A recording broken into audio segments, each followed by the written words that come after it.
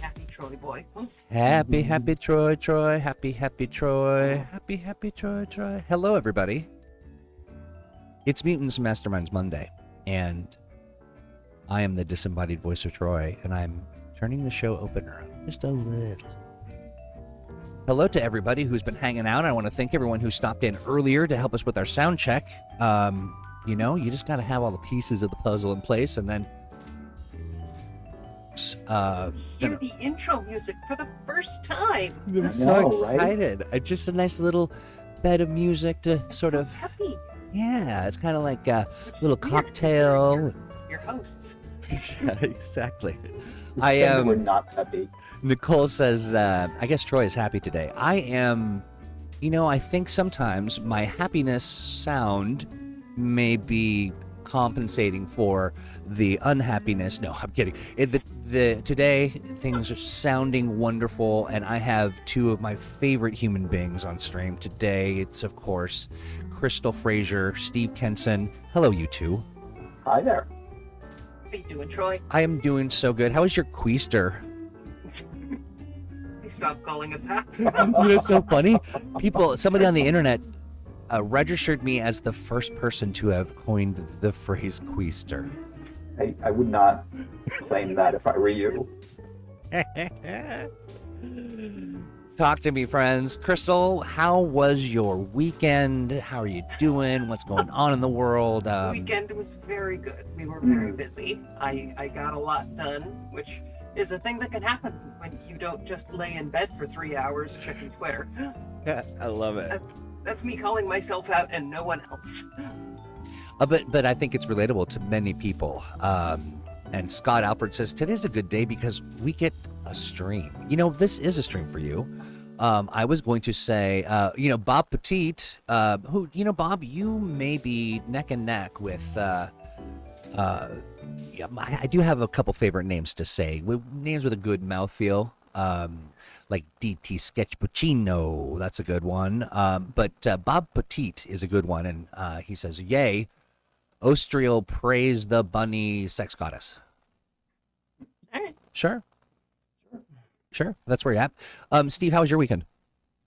My weekend was pretty good. I spent half of it at NorwestCon running Blue Rose and talking collaborative gaming with our fellow Renines. I'm making a chef's kiss motion, but you can't see me, of course, because I have no body.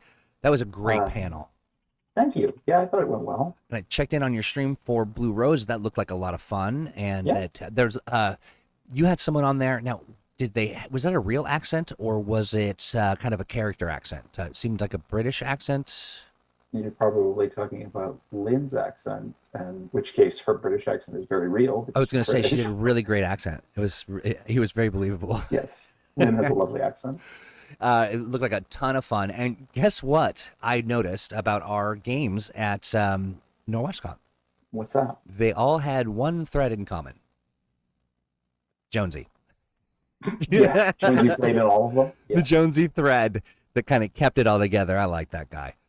He's on top of it. Also a big contributor to the team, the VTT team, which is going strong, by the way. We got some good news today. Woo! That we'll share later. But hey, everybody who's watching, we're talking about some stuff, and one of the things we're talking about is Lighthouse. Mm-hmm. It's out.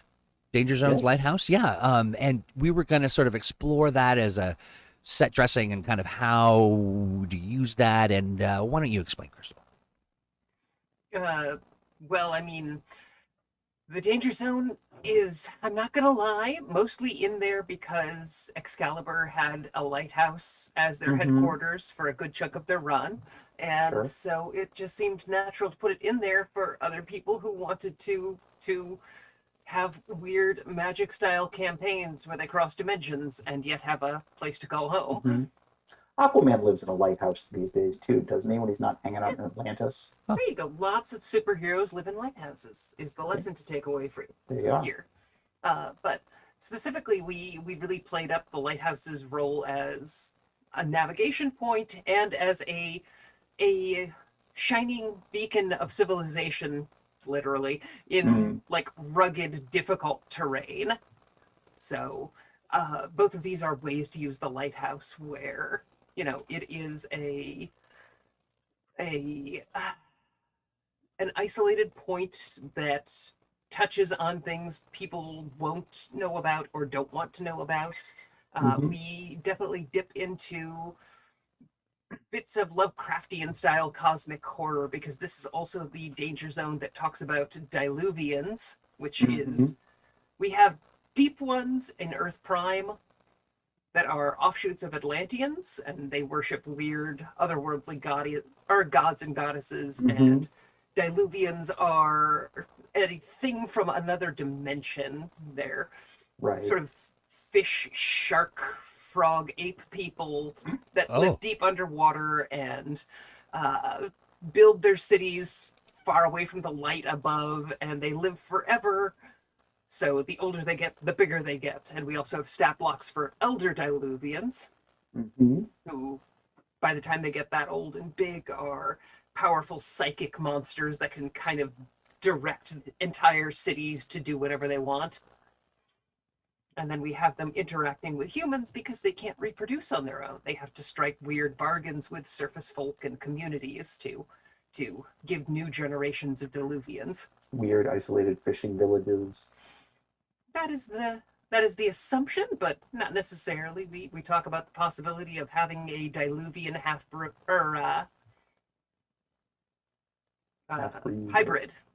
Yeah, diluvian hybrid as your lighthouse keeper, specifically to keep an eye on the comings and goings of surface folk. Right.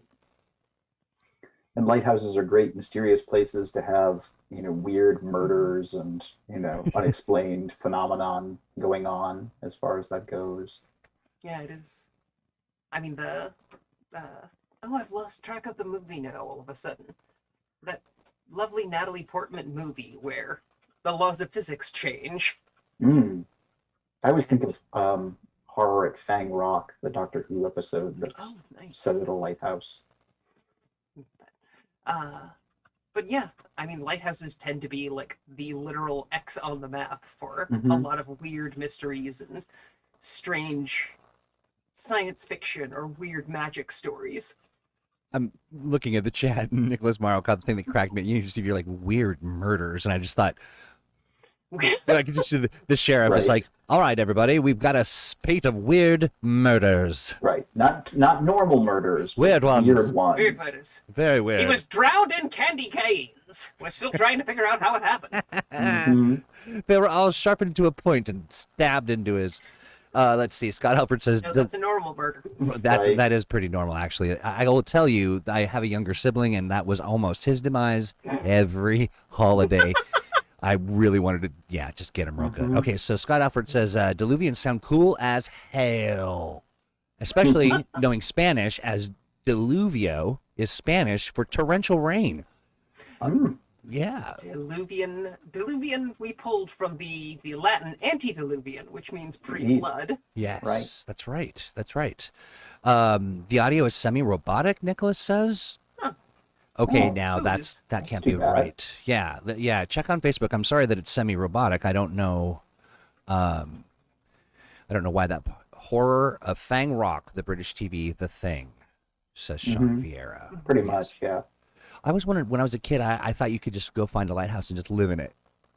Oh God, if only. I know, I mean- right? All the movies are like, oh, this abandoned warehouse. We're gonna move in. We're a single mom Mhm. with kids, and Yep. something. Oh yeah, the Agents of S.H.I.E.L.D. also used a lighthouse as their headquarters for quite some while in Yeah, some I of the only later just found seasons. out that show is still going. Is it still? Apparently. Yeah. Wow. Okay, so Facebook I really have seems lost track. Facebook says audio is fine, and then YouTube Okay. says it might be semi-robotic. It might be Nicholas. He might have his robot Hmm. sensors in, and he senses the real nature of our arrangement here. Yeah, if you've recently gotten cybernetic ears, they tend to make everything sound a little robotic. Yes, That is true. Yeah. That is true. Corey Alcorn says you can only go randomly live in a lighthouse if you're Willem Dafoe. Now, did Willem? I'm sure that's a reference I'm not getting. Yeah, is that like a Spiderman reference? Wasn't No, because he he? suddenly died in Spiderman. Oh, well, now, what was he? He was the He was the Green Goblin. yeah, the Green Goblin. I was going to say the Which Jokler. is The Jokler. which is a great character I don't think we've ever modeled in Mutants and Masterminds. Not much. No, we don't really have like a guy on a glider who throws trick grenades. You can call him the Right. Jokler if you'd like. Michael Freeman says might be the robot pirates from last week. Oh my gosh, we didn't even stop for a second to Oh. That is acknowledge. true. We may not have brushed all of the robots out of the system, so if there's some robotic sounding things, Yeah, it might be them. and we are on the sea, Right? as you can see And behind Steve. They are former pirates. That's so, right. you Yeah, know. that's probably what's happening. Nicholas is going to reset his cybernetics.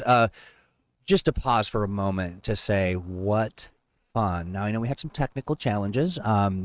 Fortunately, this time around, the last time around, it wasn't me. Unfortunately, everything prior and then after, that'll be me. But what a blast! That was a fun game. Yeah, that was a great game. How Yeah, did you like having a body, Troy? I loved having a body. It was great. But I got to tell you, I was really, it was fun just being in there and having and playing and stuff. But I was consistently rolling horribly, like Yeah. ones bad, Yeah. and You had then the Primus touch on those dice. but then wrapped it up in the end with a killing blow. I was just like, this. Right? These are the stories are made of. That's usually how it goes. Henson, the robot space pirate. All right. The jig's up, sir. Time to do a jig. My robotic nature has been exposed. Yes, yeah. Do only pirates do jigs? Is a pirate a jiggy thing? I mean, or jig's a More of piratey thing? seafarer thing. Yeah, okay, anybody then. Anyway, no, that was great fun. And They're again, all also an Irish thing. oh, yeah, right. Leprechauns and Yes. stuff So, do that. banshees and leprechauns also do jigs, I understand. Yes, yes. I'll ask my grandmother. Yeah, I can ask my grandmother. No, I couldn't. She wouldn't know. Scott Albert says, so Troy, what you're telling us is that you kill Steeled. Okay, Scott, listen. Maybe a little. So back to the Lighthouse stuff. I'm trying to think of that, what I was over the weekend we were kind of talking about this. I can't remember exactly when. Maybe it was a dream. But Nicholas Morrow asks, can banshees dance? Well, why not? They Well, want can to. sing. Yeah. Yeah.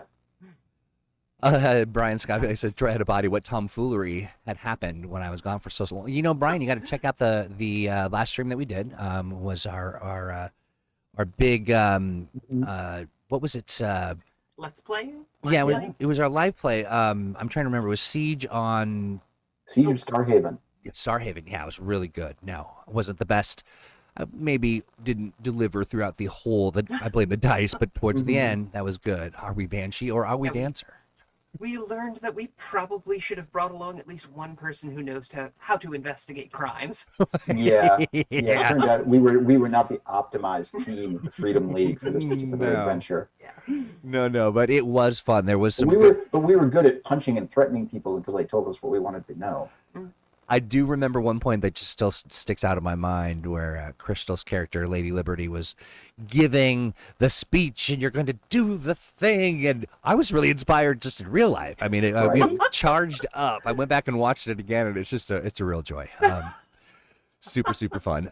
So yeah. So we're at the lighthouse, and I was like, who was it that was wondering what could happen at a lighthouse, as though it were not a Well, place of of engaging sort of entertainment. I was just like, what are you talking about? well, I mean, they are a really sort of comic booky, infamous site for like Hmm. mad scientists to set up shop, for weird cults to operate.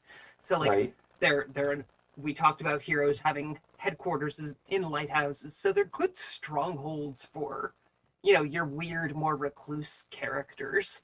Yep. But like in narratively in popular fiction, like the two big roles they serve are this is the point of safety we have to reach, or this is the stronghold we have to defend. They're sort of the modern True. wizard's tower. So like you wash ashore on a mysterious island, and the only sign of civilization is a lighthouse at the other end of the island that you have to reach. Hmm. And there are challenges along the way, or it never appears in the same place twice, or there's something Right. mysterious about it that. Where you're in the lighthouse and there's a terrible storm raging Mhm, outside, so you're sort of trapped in there, and it's the, well, what are we trapped in here with? mhm. And that sort of a thing of, or there's something out in the storm that's trying to get in, and how are we going to defend the lighthouse and keep it safe?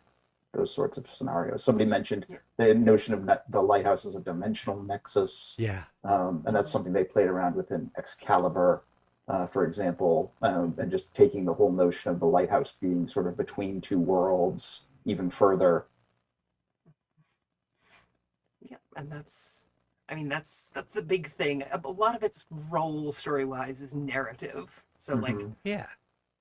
you don't necessarily need the map for a lighthouse. That's mostly just there to be cool. Right. The rest of Right. the product is there to give you ideas and inspire you, Yeah. It's just like and a. also Go ahead. provide the stat block for a park ranger. Right. There we go. Which sees There, a lot of One thing your use. game has been missing. well, so that's interesting. The one of the things I'm curious about, just in general, from the design perspective side of things, the anatomy of a danger zone for people who are tuning in, or will hear this later, or will cut the audio out and put it up on the store. Uh, Explain just kind of what that package is, what's inside, and maybe some use cases. We talked a little bit about that already, but Mhm. Well, I mean, the anatomy of a danger zone is like talking about like what this site is, what role it can play in your adventure or in superhero stories, or what makes it interesting or fun or unique. Like, why would you build an adventure or a scene around this location instead of just having another brawl in the streets? Hmm. And another chunk of it is here are the rules for using the unique features of this space to gussy up your mutants and masterminds encounters. So like with the lighthouse, here's what happens if your character is in the beam of the lighthouse up close. It's like Hmm. get blinded for this long, and or you roll against this, or you get blinded by the effect and you can't see for a while. And a villain might modify this beam into some kind of laser with this kind of range and potential for Hmm. city destroying disasters. Here's here's how high a lighthouse tends to be if you fall from it, which Hmm. isn't something you need as a GM until suddenly you need it It and you have no happens. idea how to Right. find it. The lighthouse also mentions like common naval navigation hazards because they are Mhm. put in places where there are unseen dangers underwater. So it talks a little bit about riptides and sea caves and you know jagged rocks and how these things can interact Mhm. with your mutants and masterminds characters or their vehicles. how Right. cool. Yep, and then it gets into stat blocks associated with this location. So, like the lighthouse introduces park rangers who take care of historic sites, or keep lighthouses, or the Diluvians, which are weird supernatural things that are kind of associated with remote coastlines. Mhm. And then there's usually a couple of adventure seeds mixed in as well. Right. I mean, the danger zones are all really very modular. in terms of the different things that you can take from each one and use, kind of plug into your Mutants and Masterminds adventures, whether it's the map or the location specifically, or some of the mechanics, or some of the different stat blocks, or some combination thereof. And they're all sort of, they have some character to them and the like, but they're also generic enough that you can use them for whatever locations you're building up, in your own setting. Yeah, you can pull a lot of this information to file off the serial numbers and use an obelisk or a monolith or some other site of distinct power that's on the border between civilization and the wild. Very interesting. The idea is to provide a big tool set. Well, that's phenomenal, and I think too, looking at some of the ideas that folks are sharing in the chat, just talking about it being sort of the, a good launching point for an interdimensional voyage, a lot of that kind of stuff. But sure, yeah, and I love the notion as well that it goes beyond just sort of that think of that shape and that and kind of an obelisk or something like that's pretty cool. When it comes to those sorts of having a menu that is so vast, there's so much that you can do. How do you two narrow the scope when you're creating something? Like there's just such a menu of options and so many different ingredients that you can add and change and shift, because Mutants Masterminds lends itself so well to that. What are some thoughts on narrowing the band so you're not overwhelmed? That can be a real challenge sometimes because, sometimes you just get great ideas and you want to chase them down, but they don't necessarily fit within your page count or the theme of whatever you're working on. A lot of it helps to go in with a solid outline and to know what the big theme for a book is. Like, what's the 1 or 2 sentence pitch that you want everything to kind of relate back to? Sure. For Danger Zones particularly, it was just sort of brainstorming a list of interesting places that come up a lot for superheroes, or that would be interesting for superhero things to happen at. And then kind of winnowing it down to say, okay, is this location too much like this one? Can they maybe be combined into one thing? Is this thing just too much of an outlier to really be bothering with? Yeah. Is there something obvious that we missed? Yeah, and it's kind of a mix of things you'd expect and then things like Lighthouse that are kind of weird, and figuring out like some things are kind of one note and you don't need a whole article. Like gas stations are ubiquitous, but they kind of, most of their flavor text is kind of interreplaceable. That's not a word. It is now. And be kind of shuffled in and out with, anything we say about fast food joints. Oh, yes. Aside from the fact that they can explode as kind of a plot device. Right. Scott Alford asks a question. When it comes to writing Danger Zones, does the theme of the next one that you envision have to do with the time that it comes out? No, that's mostly just worked out randomly. It really is. Pretty much. We originally planned Danger Zones as a standalone book, but circumstances being what they are with the pandemic and the like, it's so hard to get things printed right now. Right. And it was a good product to serialize into individual chapters as far as that went. So we ended up going with it that way. But yeah, the release schedule isn't planned. At least not that way. At planning. No, it's so funny. We could lie and kind of take credit. You think about like as we've done releases like Into the Idiot Box, and then the whole like right. Yes, brilliant synchronicities are always planned. Right, exactly. So but what? Bad fortune, that's always accident. Oh yeah, that's and always someone else's fault, by the way. Well, I wanted to ask: are we in command of the knowledge of what's coming out next for Danger Zones? Or you see, this is where we prove that it's not planned. See, yes. I can look it up real quick, but Take a look at the people behind the brain curtain. gets Yes. pulled in so many different directions at any given time. I have Oh, yeah, no yeah. idea. If you want part of the secret inner workings of Grin Renine, we're actually not the people in charge of that. Oh, Have you my. released Hotel yet? I don't know. It might be Hotel. Hotel. I'm looking at the chat, and I have to say this because you know what happens if Matthew Tyler gets stuck on a phrase that I don't read Sure. aloud. He will repeat it, and he will never Yeah, stop. Every time you do this, you're just encouraging him. I hope I'm rebooting him is what I think. I think he just gets stuck on a group, and he says everybody knows that pirates were getting jiggy with it long before Will Smith. So, hey, everybody enough. has just learned that. From you, Matthew Tyler. Thank you so much. That's the thing I know now. Bob Petit says, but when does the Air Force Base danger zones come out? Oh, okay. That seems dangerous. Right? Zony.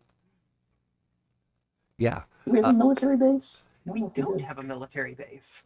Small university campus for danger zones. I don't believe we have a college campus on danger zones. We have a high school Mm-hmm. True. or a more generic school that we kind of defaulted to high school for because Hero High is a genre in our books, Right. True. but could easily be translated to an elementary school or a community college. Scott Alford. Crystal and Steve aren't in charge. Is Troy the real mastermind at Green Ronin? Oh, that's adorable. Oh, God, that's good. That's real good. I hurt myself laughing a little bit. Atop an aircraft carrier. Oh, yeah, that's a classic, huh? How about atop a train? A speeding train. Mhm. Danger zones on top of things. On top of things, right? Your heroes are on top of it. Your heroes are up. Danger zone ceilings. I love it. Finally, the wall crawling characters get some space. Exactly. Sean Vieira says, fingers crossed for Danger Zone retail retail mail, or I think you mean mall or military base. Retail mail is coupons, and that's very boring. So What's a mall? I'm not really sure. I think it's like when a bear jumps at you and mauls you, but does it like you pay for it at a store? Cruise ship. Oh, look at all of these ideas. Danger Zone We time should have warp had train. these guys write the book. I know. Where have you right? been, everybody? What about all these opinions? I love this, Nicole. LOL, Troy Mastermind. I have a feeling Nicole was laughing just as heartily as we were. Giant tree danger zone. Phenomenal. Danger zones, big tree. Big tree. Danger zones, parking lot. No, I mean, I've lost track of what we have and haven't released for danger zones at this Yeah. point. It could very well be some of these ideas, so don't think that you came up with it if it comes Yeah. out next. I know we've got danger zone sewers coming up, and Mhm. Oh, that's That's a cool. classic. danger zone zoo. My personal favorite, danger zone's aquarium. Oh, Aquarium's fun. That one made it onto the cover of the book. So nice. So you know that's a thing. Hey, I want to thank everybody who's tuning in. We have got quite a few eyeballs hanging out with us today. Hope you're enjoying the program. Hope you can hear all things and see all things. And speaking of hearing all and seeing all, we do. We have a group of, I would say, are they magic advanced? elves. Yeah, kind of. They're kind of like little elves. They're little contributor elves, little patron elves, if you will, over on our Patreon. Wow, it is going gangbusters over there. We've done some adjustments to some of the stuff. We've beefed up our tiers. We are actually now providing actual real tiers with the tiers. We call them developer tiers, and that's every time you ask a dumb question, a little tier, and then you. Well, you wanted me to start saving all those That Kleenex. is that's why, exactly. But no jokes about that. But people who sign up at all of the tiers will get a little introductory surprise that comes via email. I like to call them Troy's Masterminds boudoir shots that you get, sort of poster size, to scale, and that's a real delight. I But know also, you're trying to encourage people, Troy, but right? Suddenly, You may be scaring people off. suddenly the viewership dropped to 2. What's happening here? But that's yeah, so that's happening, and then we've added some. We've got some things that we need to schedule. We've got to schedule some live streams, and that may not be open to everybody on the tiers, but definitely to our top tier folks. That would be Hero and Prime, I believe. But there are some things that I wanted to say about this, and I've totally lost my train of thought because I got lost in an office desk for shrunken characters for Danger Zone, says Nicholas Morrow. Interesting idea, and I just lost myself in this whole thing, and so let me pull up the Patreon. Danger Zone's tiny. right? Well, Danger Zone. Oh, I know what it was. One of the things that we do, and this is an exclusive to our patrons, is we're asking people to ask questions. And I know that we've had some requests from the patrons on our Patreon, which is patreon.com/mutantsand masterminds. And you can check some stuff out there. Not all the posts are public, of course, but you can get a sense of the rad things that we're doing. I have a question here that, how do you feel about taking it? I want to warn you, Sure. this question is from a Sean. Okay. It is from a Well, Sean. the odds were Which good. one? It's Vieira. Okay. Yeah. So it's going to be tough. Sean provided quite a few questions, and if you'll indulge me, I'm going to read it to you. It will take me 3 hours. It's long, so everybody cuddle up to your however you're listening, and here we go. So Sean says, so I've been planning a Pulp Age campaign, which the power level will start at 6.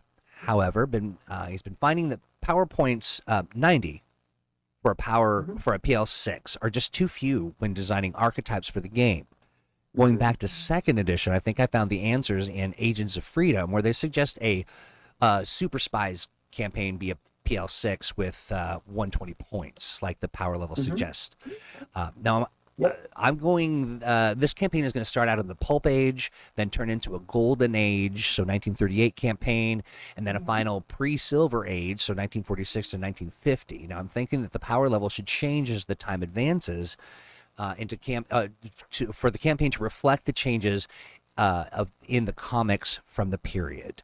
Do you have any other advice regarding character creation of pulp characters or rules to use in a pulp campaign?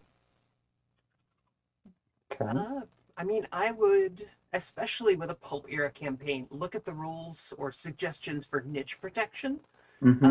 We talk about that in Agents of Freedom, which she mentions he's got, but also in the Super Team Super Handbook. Team Handbook. Yep. So, because when you're power level 6, more so when you're power level 6 on 90 points rather than 120 points, like you need to have a thing that defines you and you're good at. Right. And especially when nobody's got superpowers, what defines you needs to be like your thing. So like you're the scariest person in the group, the one who's got, the highest strength and the best ranks of intimidation. Or you're the stealthy one in the group. You're the one who has the highest ranks in stealth and probably the highest dexterity and the best dodge defense. So sorting out exactly what your place in the story is important when, your options are that limited. Yeah, I agree. I mean, power level 6 characters have to be really focused as far as that goes. But fortunately, traditional pulp characters tend to be, as far as that goes. They usually aren't the big bags of tricks that later superhero characters tend to be. Yeah, they tend to be like, I'm the pilot, or I'm the boxer, or I'm the scientist. If they have powers at all, it will tend to be things like, I can look like anybody, or I can turn invisible, or things like that, which are relatively cheap Yeah, in and Mutants and Masterminds. a lot of their powers come from devices that they Yep. carry rather than they having the power themselves. Also true. So, I mean, and keeping in mind that, in Mutants and Masterminds terms, PL6 characters are basically like special forces, or the equivalent thereof. They're still pretty competent compared to certainly the average person on the street, much less the average like PL, 3 thug they're going to go up against. Yeah. So you may or may not need a lot of extra points to make them work. It just depends on how lavish, their abilities are. Yeah. I mean, I'd almost recommend starting out with having everybody build their characters on the original 90 points, and along the way introduce a power source or special training option or something that everybody can build their pulp suite or their pulp template out of on top of what they already do. Yeah, that's also a good idea, is to start them with, we talk about that in a couple of different, we did it in Paragons and a couple of other books, where you build the non sort of super character first and then layer on some extra points for them to buy the extra abilities. It makes the characters a little more well-rounded. No, Alex Thomas says everyone gets one word description like the Spice Girls: Scary Spice, Posh Spice, Techie Spice. I love it. I love it. And they all have to talk like this, that kind of transatlantic accent. I think that's critical. Power profiles, talent powers, gadgets book, and to look at advantages more in a pulp game. Yep, Oh definitely. yeah, talent powers definitely. I love it. These are all great suggestions. Go ahead. Also, if you're looking at gadget books, the gadget guides, ancient weapons, and is it firearms? Both introduce a bunch of new weapon options that'll help you customize your characters. Yes, and being the pulp guy with one particular weird weapon is often a thing. Yeah. Well, I am feeling like we have fed the Shawns, because they have, and I want to warn you. I saw this. Another Shawn has joined, and has become multiplying. Yeah, they're multiplying, or something's going on. Stop feeding them. I know, right? Sean Vieira says, water around them. Right. Who fed them after midnight? Right. So confusing to me, because where? Midnight where? Sean Vieira says, thanks, great advice for a pulp campaign. Oh my gosh, I'm gonna print that out. I'm gonna put it on our wall. Thank you, Sean Vieira. Thank you for the great question. I know you have many more, but we have the other Sean's questions, which are manifold. So we will get to those much later. Always a pleasure to sate the Shawns. So it is now 2:44 Pacific Standard Time. Hey, well, I just realized we have a sort of it's Mutants and Masterminds, but an adjacent kind of entertainment product that we've created. I believe it's called Sentinels of Earth Prime. Oh, yes. Yeah, it's open. Big news there. Big news. Oh, yes, we finally sent that off to print. And it's, you can pre-order. God knows how many unexpected disasters and delays behind the scenes. Yeah. Because literally no one is happier about it than us. Yes. Absolutely. And I know that people, I mean, having heard, now I wasn't here when the project began. And holy smokes, the thing after the thing after another and after another, just truly unavoidable, and then just sort of this, a cascading effect. But wow, it's out there, and it's available for pre-order. That is my understanding. Yes, and so, I gotta say, it is a really nice looking game. I mean, we had some gorgeous. Yeah, we had some fantastic art direction and graphic design, and so it is a really nice looking game. I'm seeing some feedback on. That's a different set of cards. We've got the condition cards, and I was mixing some stuff up here, but there's a really great review right here. Yeah, they're also great looking cards too. Look at those. I need to get myself a set of those. Let's see. Yeah, fun fact, Yeah. I made these as a fan project when third edition first came out and shared them on the message boards. Yeah. So now, And did they you? just Was that sat on my hard drive until I got hired, and somebody was like, "Hey, Crystal, you should remake those cards with our official art." so they left a mark because that was how long ago? God, how old is this edition now?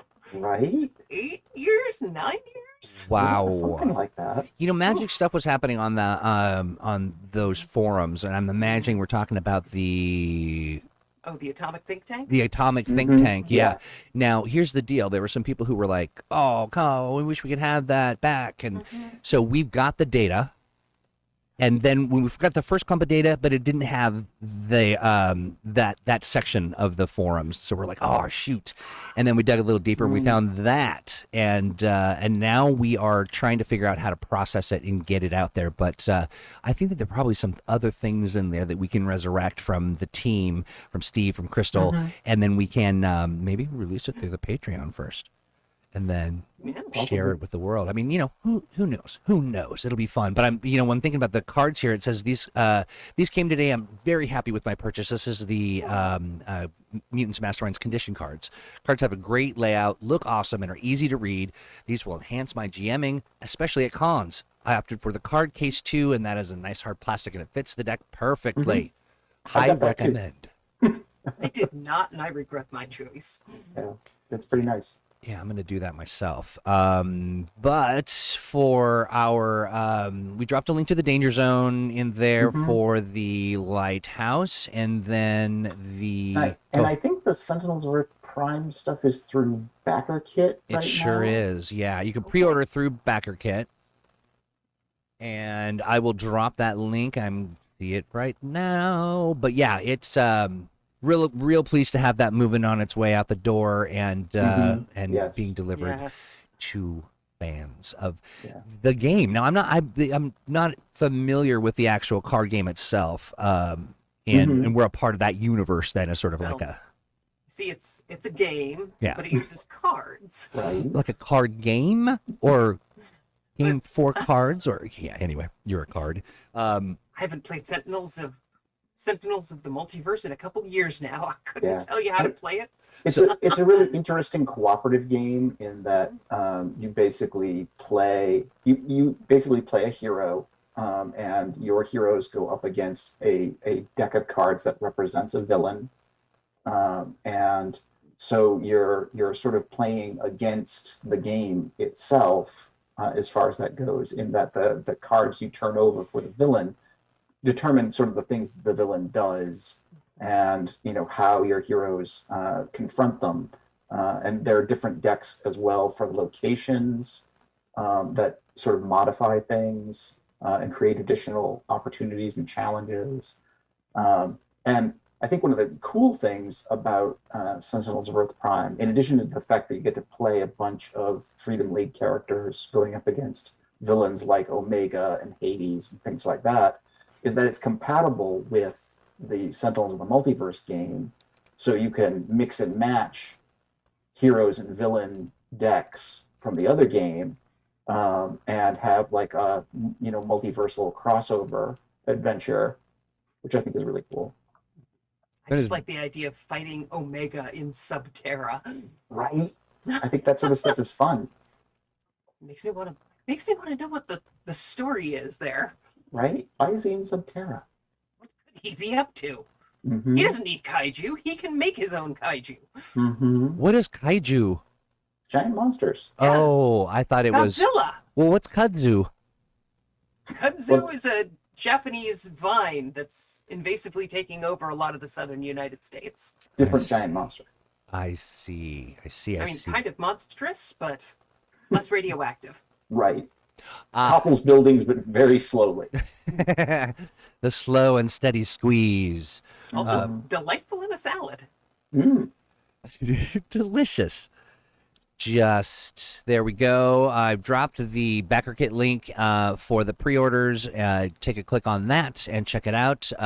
Steve Jonesy says giant Venier. I like it. Let's see. Will we see them show up on the app? I'm presuming there's a game app. I could have made a Biolante joke. Oh, Oh, I Opportunity hate myself. missed. we can edit this, you know. As I understand it, we are talking to the app folks for the electronic version of Sentinels, but we don't have anything to announce yet. Hey, I wanted, related to this and kind of related to a bit of the tale of woe that we've described, specific to getting this information out there or getting the product out and going. And I do want to call out somebody whom I think is generally kind of unsung, but in this most certainly a hero, Templar. Yes. Oh gosh, yes. What a diligent, caring, concerned, aware, and engaged individual who has really just weathered the storm of this and done so with, professionalism and tact. And, that's, I just think it goes, it says a lot about his character and his ability to manage and handle some of this stuff, and do so for years, and then come out looking like a diamond. For the people at home, if you have received an email from Green Ronin, that comes from Templar. Yeah. He is absolutely. one of our employees. He works over in the ops division and just kind of makes sure everything happens. He is our customer service rep. Is the incredibly kind voice that fields all of your many, many questions. He's the man who protects us from you, the viewer. Actually, I would even say the truth of the matter is he probably protects you from us. That's fair.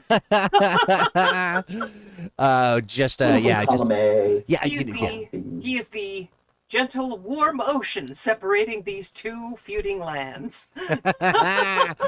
Exactly. Oh, goodness. Oh, mercy. There's something. I've got something. Oh, this is phenomenal. Wow. Wow. Sorry, I'm very excited because I'm looking at a piece of beautiful artwork. And it's for us. It's for us. And very, very excited about that. Let me get Stan done. Stan sent us more cool art for lighthouses. Absolutely. God, Stan, you are a treasure. A treasure. I'm gonna muck around with this and get. Let's see. Make sure I have some of these things turned off so I don't blow everybody's business. But while I'm doing this, are there anything that because we're kind of nearing the end, is there anything that you want to share or update friends on while I do this? Well, just to remind everyone, over on the Patreon this week we are releasing Magnifico the Magician, a member of the Golden Age Crime League. He is a kids stage party magician who... And if that doesn't drive someone to villainy, nothing will. Right? The thing that gets me is he wasn't good enough to be a popular children's party musician.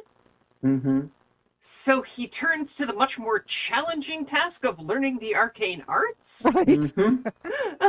For crime? Right. I feel like you could just start, I feel like you could just get a gun and start robbing places. It's one of those origins. One of those Golden Age origin stories of like... Some people are very dedicated to their brand. Yeah. Matthew Tyler says... It's the dark arts or nothing. I love... Yeah, that's right. That's right. Sean Duggan says, ooh, like abracadabra. Yeah, except less decaying. Although now, much more alive. Dead, so. much more alive than the dead parts. Pulls demon rabbits out of his hat. Oh, interesting. So, Matthew Tyler asks, Crystal's missed opportunity for classic kaiju reference aside, any chance we might see a Starhaven-centric astonishing adventure featuring, albeit as a supporting cast, the Star Raiders, Magnaforce, or the Upstarts? Oh, we know Alex wrote one. We sure do. We know Alex wrote a Starhaven adventure, but yeah, honestly, I would love to release a small book about Starhaven. How do you fit that into our current schedule and release scheme? Ooh, well, small products that we can't fit into our current schedule go very well on our Patreon, as I understand. Interesting. Tell me more of this Patreon you have, Steve. Yes, it's a great opportunity to get monthly, indeed weekly content from Green Rameen on all kinds of Mutants and Masterminds friends. Because every month they get a new article from you and a new article from me. Right? If only either of us could write about Starhaven. I know. I don't know. Maybe. I will say, too, map requests for Starhaven has been a popular. Oh, if only we knew somebody on staff who was a cartographer. Right? And liked doing maps. Right? Absolutely. So, yes, all good stuff, and all things that you're now kind of, sort of in the... Sort of obligated to. I know, right? We opened our big mouths. Exactly. As happens. And then audio, We could make this the summer of Starhaven. Ooh. That's a nice ring to it. It's almost summertime. I'm really, I'm not a sun guy. I hate it. AJ Real says the Patreon is great. AJ Real, you're great. Great Scott. Let's see here. Okay, I am, who knows? I'm going to transition over to this. Thanking everybody here. I want everyone to see this. Yes. Share some art, Troy, before we promise It's something adorable. else. Please stop us, Troy. I know, right? Let's see. They may not be actually able to hear me, but that's okay. We're just, we're just doing it. We're weirdos. Can you hear? We've got Crystal. Would you describe our Lighthouse artwork? Well, Stan has pitched a scene of a lighthouse sitting on an oceanside cliff, and a small band of superheroes gathered around outside of it, saying, "So what kind of lighthouse is this? An interdimensional outpost? A missile silo? A wizard's tower? A super science lab?" And there's an ocean-going ship crashing into the reef, and another hero is saying, "Or maybe it's just a lighthouse." Just a lighthouse. Just a lighthouse. I love it. Thank you, Stan. It is phenomenal, and you are one of our faves. Stan is awesome. Stan is truly He's awesome. our unproblematic fave. Yeah. Rainbow. Those who don't know Stan, he has been in the industry for years and years, and before he was doing RPGs, he was doing manga translations, so he is well versed in geek royalty. Yes, indeed. Sean Vieira says something that I think is good to note, and that would be, seriously, put some maps up on an official Redbubble store, and I would so purchase some posters, especially a Freedom City map. You know what? We are going to do that. Great idea. One of the things that we talked about on the Patreon is some loot. Merch. Yeah, some merch. So I'm stealing an idea. Granted, it was an idea that I asked for some feedback on, and we got a really great idea, which was Mutants and Master Mugs. Do you recall who that was? I mean, it's pretty easy to pinpoint that. Who doesn't want the world's greatest mastermind mug? Yeah. And that's what I'm nobody thinking. wants the world's worst mastermind mug. Right. That would be so funny. World's worst pre-coffee. World's worst. Unless you're sending it as like a mean joke gift to your arch enemy in prison. Oh. Yeah. That's literally adding insult to injury. Truly. Nicholas Morrow says, "Did I miss the M&M board game?" You did. We already sold out. Sorry, friend. Jordan Taylor says, "Would you guys ever make combat cards to go along with the condition cards?" Combat cards? It depends. What would those be? Like throwing cards in real life that are made of metal. Cut people. Oh. Yes. I'm not allowed to. Right. I'm not allowed to have sharpened metal objects That's anymore. true. Not anymore. Yeah, you're in trouble. Jonesy says, "If you do Starhaven stuff, I would love robot pirate stats." That left a mark, my friend, for Clearly. sure. I'll point out we do have a robotic template in the Mastermind, or not the Masterminds manual. That's a previous edition, Game Master Guide. And we have stats for pirates in the Time Traveler's Codex. Right? So just apply the template to the pirates and boom, robot pirates. Mm-hmm. Nicholas Morrow says, Mutants and Masterminds create your own adventure book? Aren't they all? Aren't they? Yeah. Yeah. I mean, do you mean like the classic sort of choose your own adventure style, or you'll have to explain? We're going to take one more. Oh, an elaboration on Jordan Taylor's stuff. Jordan says combat cards as far as going over the maneuvers and the actions that you can use for combat. So like That's what I reference meant. cards. Yeah, Reference cards. not weapons, actual weapons. We do have reference sheets that come with the Game Master's Mhm, Guide. we do. Those are really handy for convention games, but Yes. I mean, if there's a lot of demand for them, we could also do combat cards. Mhm. It's Yeah, just potentially. something that hadn't been on our radar before. The Sean Cyclopedia says 2E had a set of cards for download. I think maybe they were unofficial, possibly with things like trip, power, They attack, etc. Probably were, yeah. Because I don't think we ever did an official set. All right. Well, we are, I just looked in our basket of great ideas, and we are just packed. We're full up. Mhm. We have no more space. We couldn't fit them if we tried. Yeah. So I won't We have really to schedule know. another brainstorming session with this lot. We'll have to do that because many of those people who are brainstorming are the same characters that brainstorm on the Patreon. Get over there What and about a enjoy. coffee mug that says, "Don't talk to me before I've had my mutation"? Mm. Oh, that's good. That's very Is good. it? No, I that's feel like really you shouldn't encourage me. no. I know, I love it honestly because I think there's something about that, and I wish that we could. They have those color changing mugs, so then when you put the hot coffee in, then it can be like, mutation masterminded or something. Like Mutation managed. mutation managed. There are, Sean Duggan brings up that there are also blank cards on the Free Ronin site. There are, and I do believe it's just freeronin.com. But you'll look up Free Ronin. It's fairly distinct, Free Ronin, and I've got to say, you two make my Mondays every friggin' Monday, and this one is no different. But we are over time, and we like to do. Under promise and scoot out early, and I we missed the mark. My thanks to the Seans. You guys are Seaning real good. You're using your Sean powers for good, and I appreciate it. Jordan Taylor says a coffee cup that says "My other job comes with a cape."